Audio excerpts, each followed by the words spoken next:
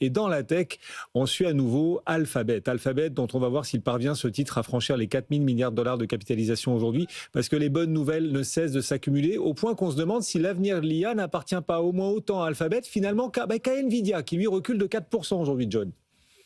Ouais, c'est la guerre totale. Et la guerre a été déclenchée, vous l'avez dit, par Google. Google a dit que, alors c'est à confirmer, hein, pas encore, que Meta aurait choisi ses puces. Alors, c'est la guerre entre les GPU et les TPU. Alors, vous allez me dire, mais qu'est-ce que ça veut dire? Ben, c'est très simple. Les GPU, c'est les puces de Nvidia qui sont des processeurs polyvalents, ils exécutent plusieurs nombres de types de calculs en parallèle. À la base, c'était destiné plutôt aux jeux vidéo et puis à la 3D. Et puis, vous avez les TPU. TPU, c'est la puce de Google qui, elle, est beaucoup plus spécialisée, notamment sur les opérations mathématiques qui sont extrêmement précises et utilisées dans certains modèles d'intelligence artificielle, notamment dans l'intelligence artificielle générative qui a besoin de plus de calculs.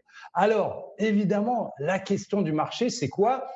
C'est de se dire qu'aujourd'hui, il y aurait une alternative à Nvidia. Il n'y avait pas d'alternative à Nvidia, vous vous souvenez, tout le monde était bien loin. Eh bien, ici, cette puce TPU, elle arrive évidemment comme un soulier dans le caillou de Nvidia et elle perturbe la donnée puisque Google est en parallèle. Mais ce qu'il faut rappeler, c'est que Google attaque sur un nouveau terrain.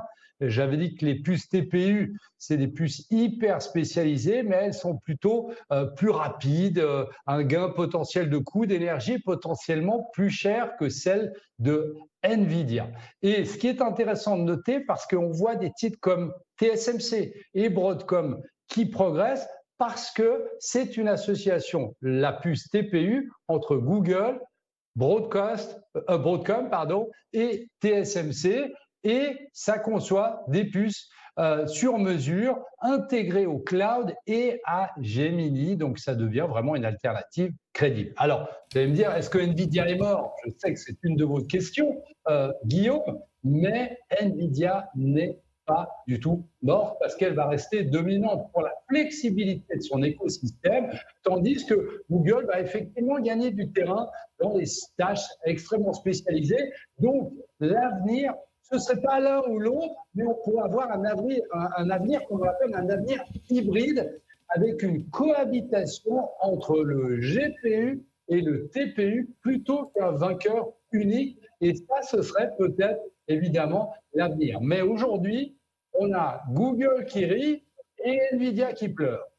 Très clairement. Alors Alphabet progresse un petit peu, pas assez pour franchir les 4 000 milliards de dollars de capi. Ce sera l'enjeu de la séance. On est à un cheveu.